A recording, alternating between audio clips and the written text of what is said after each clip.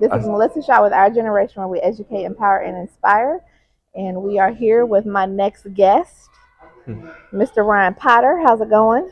It's going good. How about yourself? I'm good. I'm good. So this is a long time coming. Have you on my show? I know. Yeah. Congratulations on 2 years. I know, right? I can't believe it.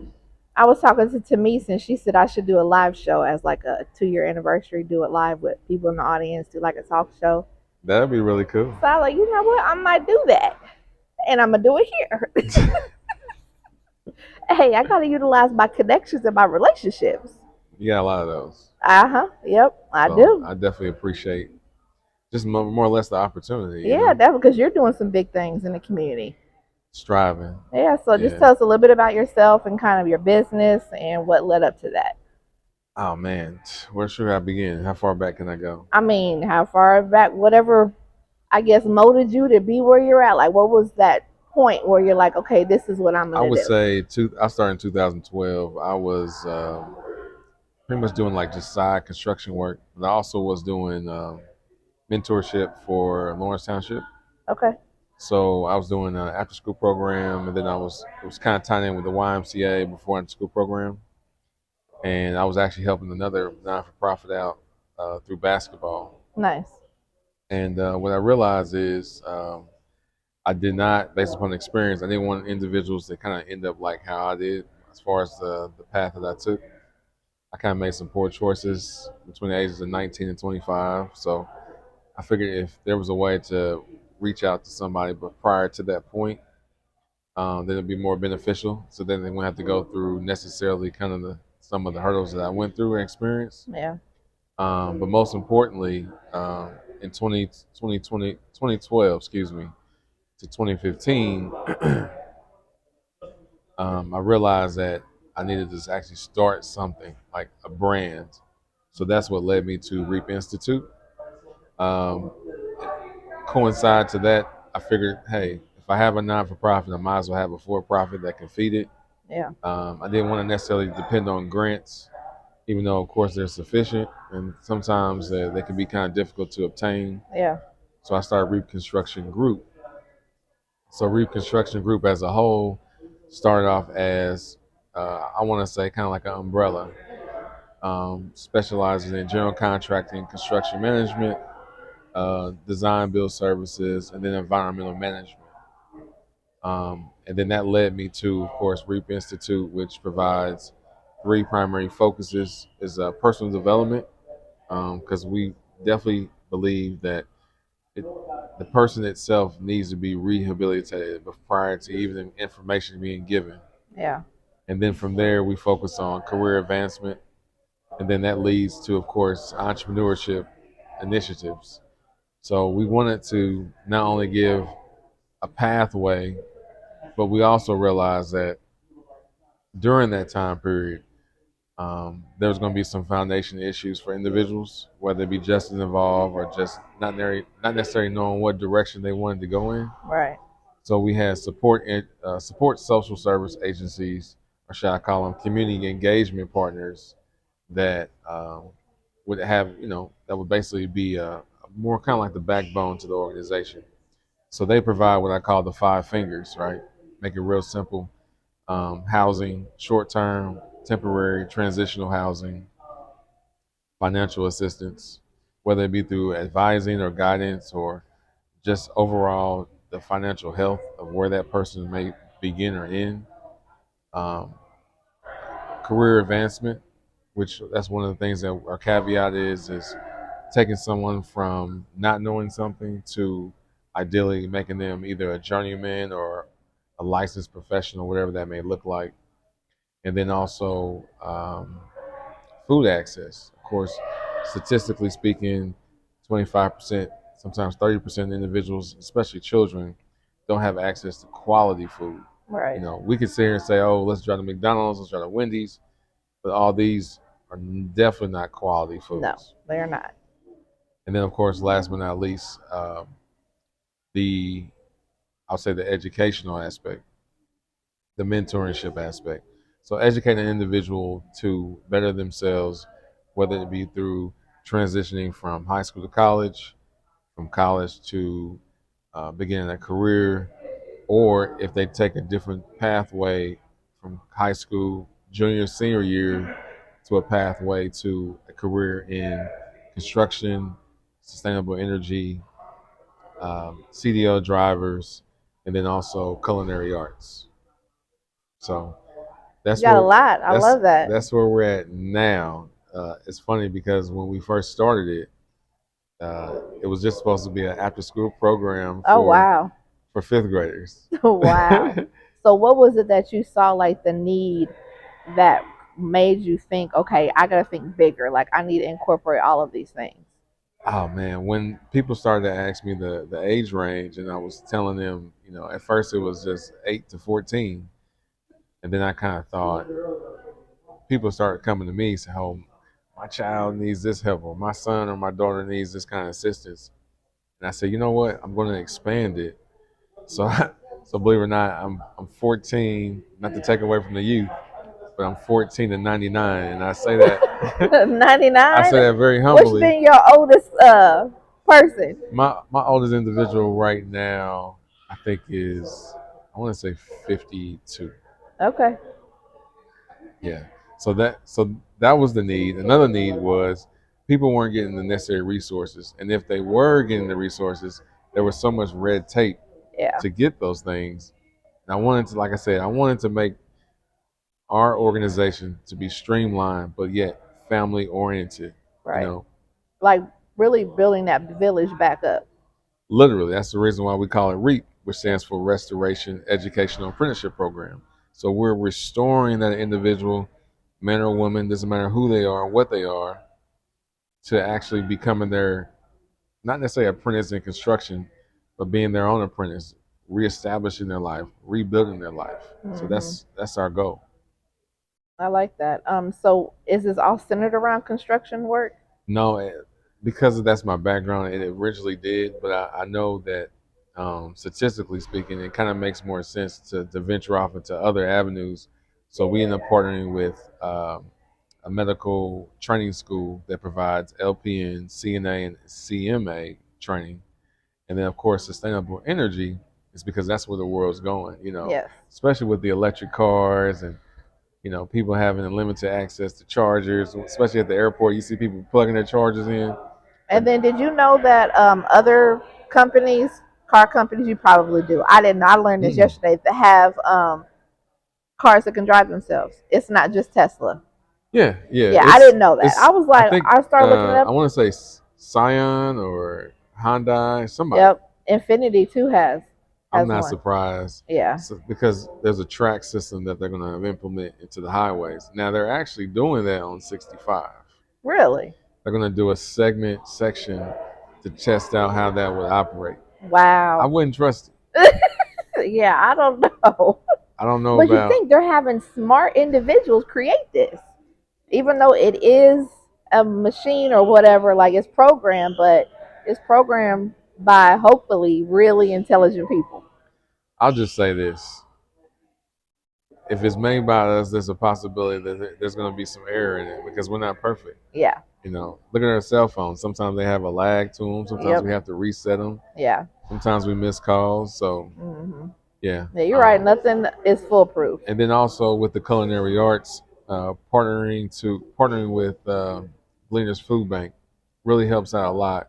And then also Ivy Tech, which allows somebody to not only get the necessary culinary training, but they're also getting credit hours towards an associate's degree. So I don't want to say it in a cliche fashion, but we want to be the resource. We want to be the partner. We want to be the family oriented type organization that you can go to get whatever you need. No, I like that. Yeah. So how many do you have working with you? Depends on which are you talking about, for profit or Yeah, not the profit? for profit. The for profit 6 to 10. We have a plethora of subcontractors that we work with. And some of these subcontractors actually partner on the nonprofit side to assist us with getting on the job training. If someone comes in and, for example, as an electrician, of course, we put them through the training, but the performance tags that they have to obtain will be in the field, of course, with a general contract. I mean, not general. I'm sorry, with the journeyman. Nice. Yeah.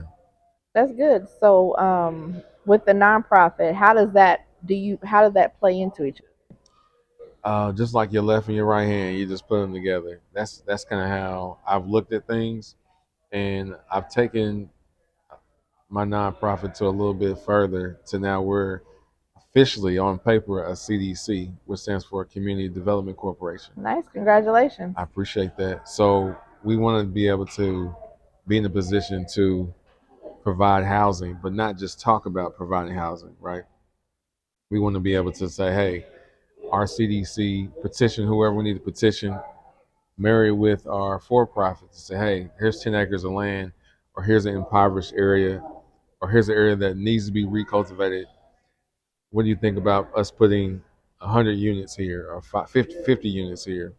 And some of those units actually not only giving individuals um, 70% of market rate, right? But also having a percentage of those dedicated to housing for specifically for youth coming out of foster care. And there's a huge need for that. Very huge. I mean, I think there's more homeless children now than there are adults. That's so sad. Every night on the adult side, there's 1,600. On the, I guess you could say, teenage, younger adults, you're looking at about 2 to 3 thousand every night. Wow. And just because and let me define what homeless looks like. Homelessness isn't just not necessarily being outside, it's them staying on somebody's couch or Yeah. living from couch to couch or not having a stable environment or not having the structure needed to be self-sufficient.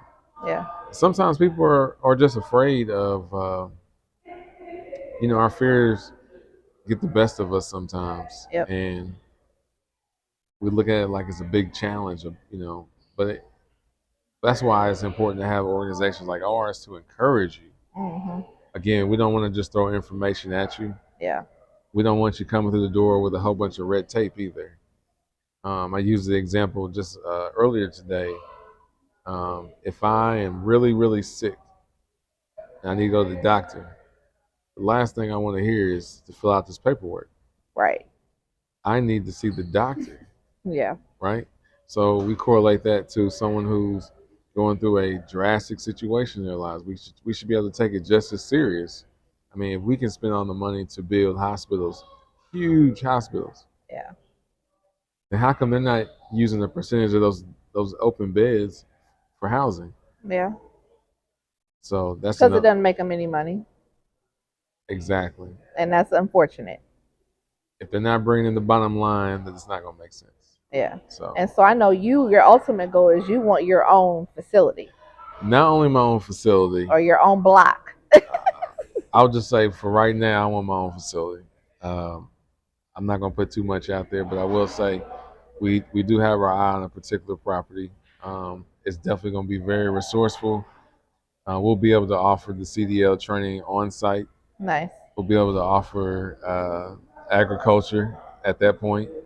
We'll also be able to begin the stages of tiny homes, Nice. so mock-ups, so that people can get the training. Because I feel like that's where the world's going. I Yeah. mean, if you look at China or Japan, I mean, some of these lofts that they have, the kitchen, the laundry room, everything is on one wall. Yeah. Open It's just an concept. open concept, Mhm. and the beds is still soft. The living room's still spacious. They still have a restroom, Mhm. and they're content with a smaller amount because they have everything they need. Yeah. Whereas here in the United States, obviously, big is better, supposedly. Yeah. It's And not. no, because I tell anybody, if you want a big house, you gotta realize either you're gonna clean it or you're gonna have to pay somebody to clean it. I'm not cleaning it. And if I got to make the money to pay for the you gotta house, so make the I don't money have to time. pay for the house, then Right. you gotta make the money to get the salaries for the people that's gonna live on your property to Yeah. clean the house, Yeah. the lawn care, Yep. the dusting, the cleaning. I mean, it's Mhm. you mess around and have 10 people living in your house Mhm. when your whole goal was to live by yourself. Right. No, for real. Clean your Absolutely. pool, Yeah. clean your Yeah. tennis court. Yeah. So So, what do you do for your own personal development, because being an Whew, entrepreneur and man. everything that you are wanting to I don't think we accomplish, have enough time on this. just give them a little piece, because us as entrepreneurs that want to do so much, we can be stretched thin, we can be tired, we can be like, so what is your routine or things that you utilize? Mastering time. First and foremost, mastering time management. Ooh, that's a big one. I struggle with that. So if I say I'm gonna be at a place at a time, I need to be there. And if I need to leave at a particular time, I need to leave there. Yeah, Sometimes we like to hang over, and then next you know it, just like a barber, if he is late to his first appointment, it could trickle affect his whole absolutely. entire schedule. Yep. So I think that's the first and most important thing. And then having a cutoff time, putting work down. Just like you Yes. take your hat off when you walk through the door, when you leave the office, don't take it home with you. Yeah. It's going to be there when you get back. Trust me. Absolutely. Working out, walking. There was I took a class through IU Kelly School of Business, and one of the statistics or one of the facts that they gave us was the best way to stimulate the creative mind is to take a walk. It could be 5 to 10 minutes. So they literally had us take a walk and get a buddy to walk with and begin to go back and forth with our ideas. And that actually stimulated new creative nuances in our brain Hmm. just by taking those walks. So I do take long walks. In the park, I'm this season. I Oh. just did not. It just it's sorry, just flow with it. Okay. Long walks outside of the park, Right. trails, hike, I Yeah. camp. Uh, Nature really does a lot for people. When I went to my women's retreat, we was outside, like we did a lot, and you had to. I just It's nice to have a nice spot to come back to. yeah, but being outside, I didn't realize how much nature plays into my energy and just how I feel.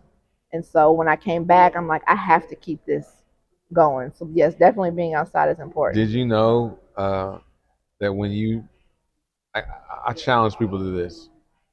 Next time you're outside, and I'm not talking about like outside like the business area. I'm talking about like you're somewhere out in the open and play a game with yourself. And the game would be how many different birds can I hear?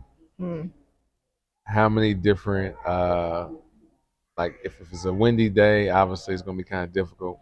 But playing that game of how many birds you can hear, the sound of the birds, or hearing the rain fall, mm-hmm, it does something to the brain mm, automatically. mm-hmm. It rejuvenates new cells because we're connected. You know, we're Yep. connected at the end of the day. And people who are like hermits, you'd be surprised. They're more docile. They have less sunlight, which means they're not getting enough vitamin D. Mm-hmm, They're probably more sick because they're sitting in an environment that's probably not the cleanest, even though they may clean. mm-hmm. But when you go outside those walls, first thing you should always do is take a deep breath and get some fresh air. So, of course, working out, and I like to read. I'm always reading. I'm always What's your top book that you've read? I'll say give us your top four, because everyone always struggles with the top one. right now I'm reading Nuri Muhammad, The Science of the Mind. I'm I'm also reading. I cannot remember his name. He's written so many self-help books. Uh, I just picked it up actually. It'll come back to me. Top five. The Art of Not Giving a Fuck. Mm, That's a really good book. I like that Um, title.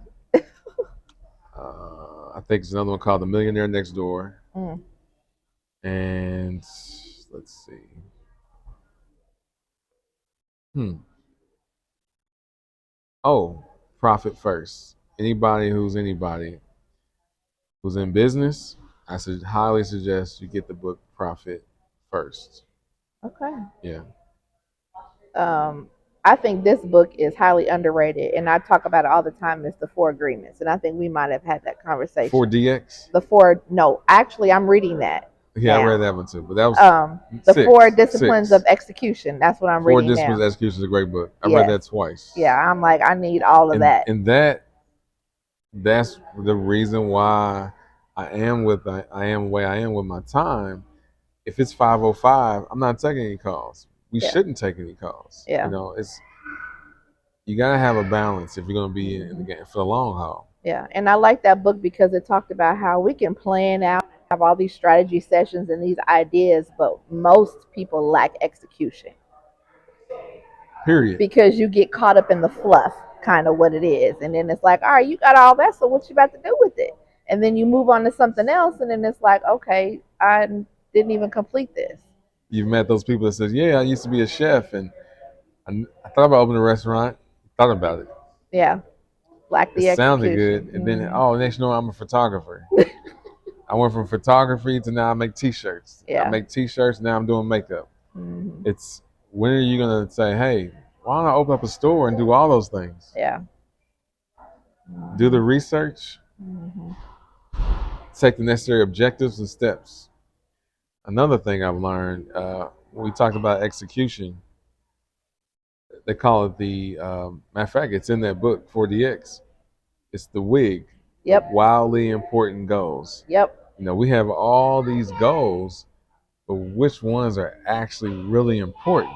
Yes.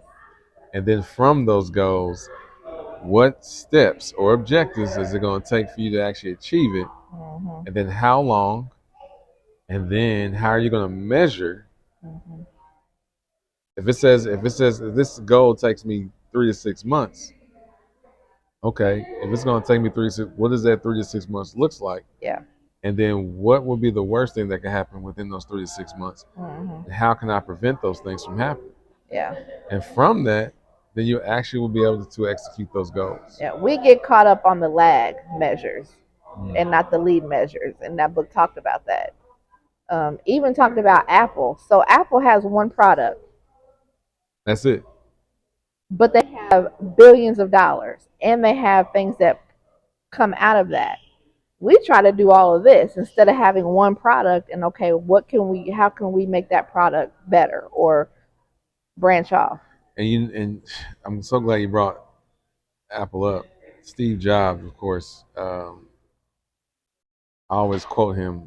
He says, "You when you hire people not to tell them what to do, but for them to tell you what to do." I know that's right. No, for real. Hmm. And then how if I've ever done any research on how he got started, came out of a garage, just like a lot of these large companies that come out of garages. But nobody really believed in what he was trying to accomplish. And over time, he ended up getting some partners. And then, look at, like you said, one product. And if you think about it, Apple's the only one that has their own phone. Verizon, all that, they have Samsung, Galaxy. Apple's they stuck with. They knew what they had, and they was in it for the long haul. He was in it for the long haul. He was saying, he was thinking 25, 30 years in advance. Hmm. It goes back to what's called value proposition. What level of value can I bring to this product, and how can I tweak it in such a way that's going to be everlasting? Yep. Like you said, a lot of time we want to do this, this, this, and this. If you just master that, Hmm. those other branches, excuse me, will come from that. Now, I will say I don't per se have an iPhone. I do because we're recording on it, but that's the only I thing I know, use it I know for. everybody is, this big war. It's always Yeah. a war. But Google Pixel is good. Google is good. Like they are really. I've I been feel looking like at Google is trying to creep up there with Apple, with having their own whenever time I see products those and commercials, I'm like, man, you know what? I need to get one of those yeah, because it does. I mean, you could do a whole movie, everything. Yep, everything. yep. So what was I gonna ask? Do you have anything else that you want to share about you that you know?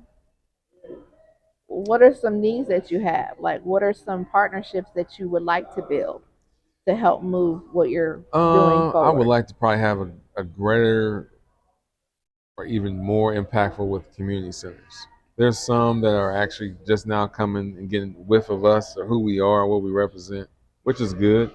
But I don't really believe in the I call it. I don't believe in the gang banging.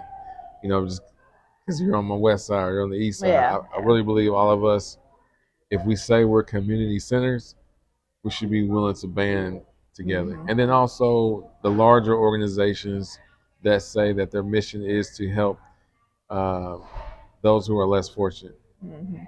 The urban leagues, the Black Chamber of Commerce, the Indie Chamber, the Black Expo, um, Pace. You know, some of the organizations. I feel like, of course, I've met with a few, but I just truly believe, like, I think as I continue to put more work in, then people will really recognize, like, man, we really should have been connected with him a long time ago. Yeah. Because I'm not going to stop. Like they say, one monkey doesn't stop a show. Right. So But the as you continue, the connections that you're supposed to have are gonna have. exactly, Not every connection is a good connection. that's another thing too. I'm not rushing the connection. Yeah. The connections are actually just following, coming to me. It's not even Mhm. funny. Run into somebody I haven't seen in 12 years who actually was a part of the Arlington Woods Okay. community council. Yeah. Wow. So they're going to be setting up a meeting with the person that's over the whole entire thing, and they're actually going to eventually be one of our tenants in our facility. Nice. So I will also say um, we're all for donations. We're, and these donations specifically go to our instructors. They go to having the more ability to, like, for example, let's say someone has a course and the course costs a lot of money. Instead of me having to go through work one, and that takes 2 to 3 weeks, that process, we can give them scholarships, you Mhm. know. So getting more relationships with foundations that are willing to give $1,000 to $5,000 scholarships for our students. Mhm. Eventually, we want to be able to have it for free. Yeah. That's the real goal. That's breaking the barriers. That's taking all barriers off the table. There's not. I mean, if Yeah. we could say we have enough capital, enough investors, and enough support in the community, if somebody wants to come in and become a truck driver, great. When you want to sign up, Mhm. here's your shirt, No, here's your really. folder, here's your hat, Yeah. here's the keychain, whatever. Or even have like there's lots of programs throughout the city, but there's a limit because you can only do so many people. So instead of turning people away, I feel like it's important to partner with other organizations that are doing the same thing and saying, okay, well, our roster's full, go over to this one. So there's never a break. Like there's always There's that never a eco break. cycle. So you're going to get served at some point within that. Creating a coalition. Yep. I actually was talking to a lady that worked over at Edna Morton, and she's kind of having a, not to go too far into it, but that's kind of one of the struggles that they're having is for them, the the younger generation is now the older generation of how things are kind of going and where it needs to go, and they're kind of getting some resistance. And I think what's more important is that we need to put our pride to the side, our positions and titles to the side, Yep.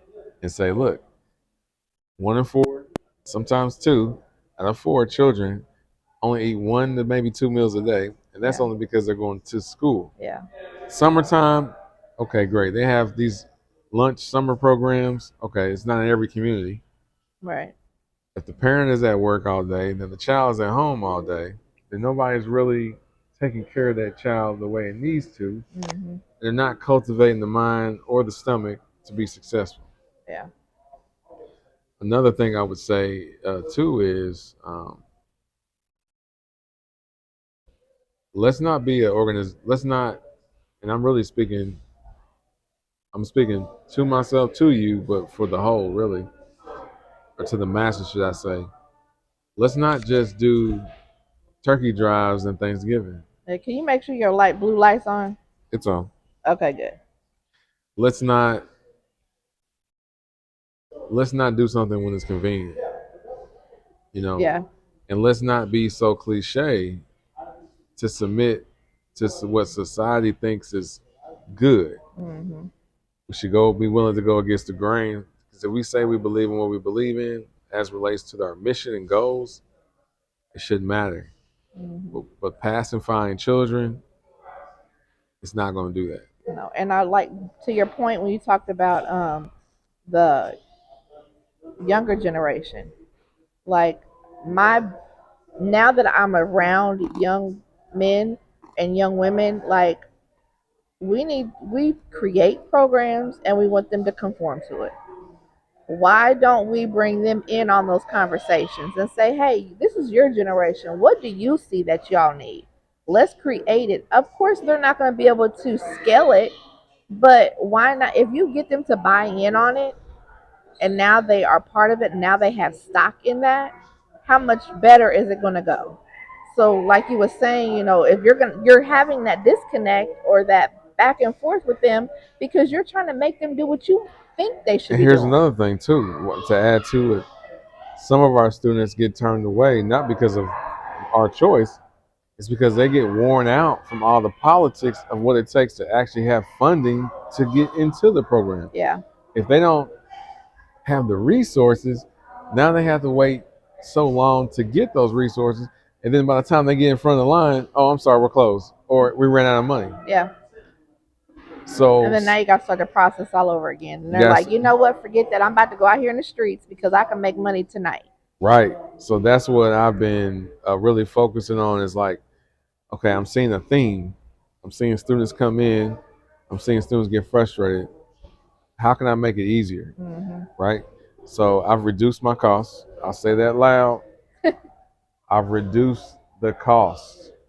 I've reduced the costs to where we put them on almost like buying a car. We've stretched them out 3 years, 4 years, 5 years, whatever. We're Mm-hmm. stretching them out to where it's so minimal. You'd be like, wait a minute. You only got to pay $25 a week to come to the organization as opposed to saying, here's a $6,000 bill, here's an $8,000 bill. Especially going to college, they say, hey, 3 credit hours might cost you, or a credit hour might cost you $350, Yeah. and it takes 3 to take this course. So, but I need to take 3 classes. Yeah. So now we're up at like almost $3,600 for that one semester. Yep. I mean, I can't go to the next semester unless I pay this off. Yeah. Yeah. So I'm trying to make it a lot easier. I don't want anybody to be turned away. Unfortunately, we've had some that have, but moving forward, changing some things up. But that's what a good business person does. And that is for the community. Okay, well, what I was doing wasn't working. And so now, how can I pivot and say, okay, I'm going, and if it takes me cutting the cost, I mean, that's commendable because not a lot of people would do that. Now, there was an article the other day, and they were talking about, I can't remember what organization it was, but the CEO, they were trying to make sure he was taking a pay cut, but he's still making $38 million a year. So everybody, you making, I don't. That's another conversation another time. Yeah. But what I could do with $38 million, I can offer 8 million of that would go towards just scholarships. Yeah.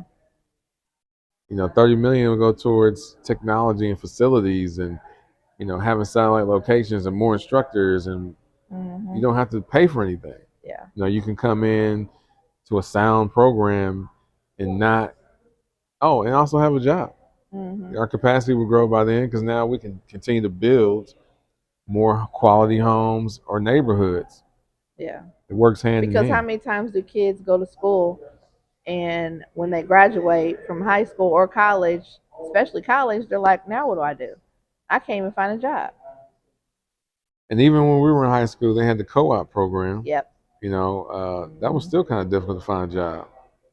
You know, Yep, I remember going to school in the morning when because I went to tech, going to school in the morning. No, going to work. I worked at the Department of Education downtown in the office, and then went to school because I was taking business administration.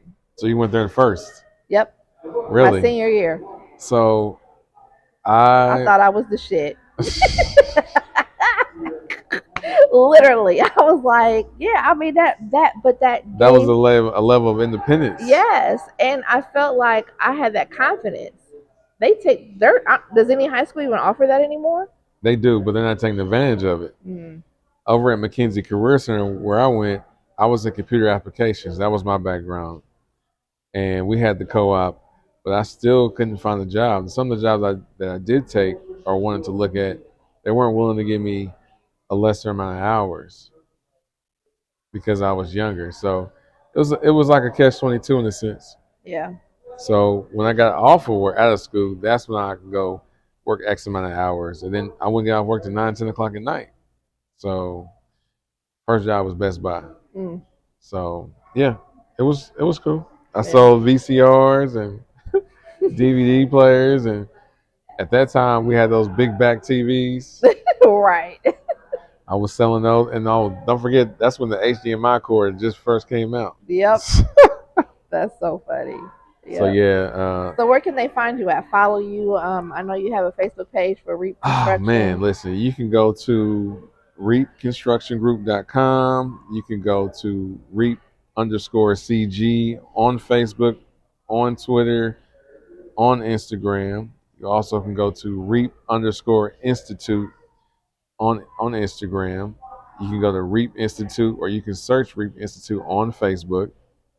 You can search Reap Institute or Reap Construction or my name, Ryan Potter, on LinkedIn. And all of this will be in the description because Yeah, clearly that's a lot. you can find me. You can find me and schedule a 30-minute consultation, whether it be a Zoom or face to face. We're going to try to put together a sound plan. And then here's another thing I didn't tell you about. We actually partnered with a out-of-state behavioral science corporation or institute. So not only are we offering training, not only are we offering social services, not only are we offering food access and housing, but we actually can tell you not necessarily where your mental state is at, but what kind of person you are. Yeah. I've If you, taken those tests. Like your personality kind of we what no, I know what you're talking about. It has is nothing. that more it It asks you questions pertaining to those things, but it's not going to give you, oh, you're mean or you're bad. It's more of asking you, what kind of risk taker are you? mm, Are you one person that actually calculates the risk? Are you somebody who's head first or feet first? yeah. Um, in the another example would be if there was a situation of danger, would you panic and run, Right. or Or run straight to it. would you come and help the person that's in need? Yeah. So, but from the data, you'll be able. I'm telling you, from the data, you'll be able to determine the best career for that person, the best objective for that person. One of Because the things that I took is called Skills Finders. It's an old test. I think they're And doing that in IPS.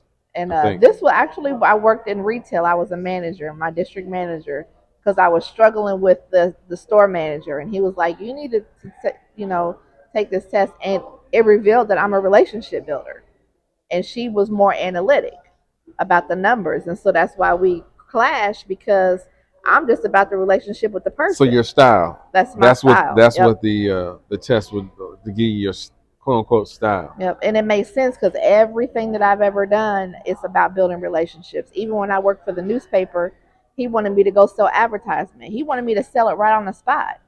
No, I need to get to know the person because I'm building a long-term relationship. They're going to be not a one-time client. I want to build it so that He they're wanted hits, yes, and you wanted and long we would lasting. You wanted long lasting albums. He absolutely wanted singles. exactly, and we would have issues. And yeah, and I'm like, no, you're trying for me to be a person that I'm not. Now I look back, it makes me think about um, like bosses I've had in the past and how we might not clash is because you're telling me one thing, but you're showing me another. So I'm more of lead by example. But if just like children, Yeah. they don't do what you say, they do what you do. Yep. So if you're showing me how you do it, it's not as convincing as it would be if you actually lived it. Yeah. And that's the best way to change is Yep. by living the example. So that's what I try to do in my everyday life. Yep. Well, this has been enjoyable. So the next time I interview you, you're gonna have your own podcast, right? Well, So I'm putting it out there. not only that, but we're also going to have the ribbon cutting. So I Yes. definitely want you to be there. Oh, of course, of I'm course. excited. We Yeah. definitely could probably do a podcast in there. Yes, definitely. So yeah, Yep. yeah. Well, this has been great. Do you have any parting words that you'd like to share with the audience? Just lead by example. I mean, that's the best way for change. It's redundant to try to tell somebody what they should be doing or what they believe they should be doing. I think it's best when you actually live your principles that you say you believe. Then you actually can promote real change because charity starts at home, then abroad. Absolutely. Well, thank you. So this has been Our Generation with Melissa Shaw, where we educate, empower, and inspire. And I hope from this interview that you found inspiration, empowerment, and that you can go out there and make your change in the world. We are out.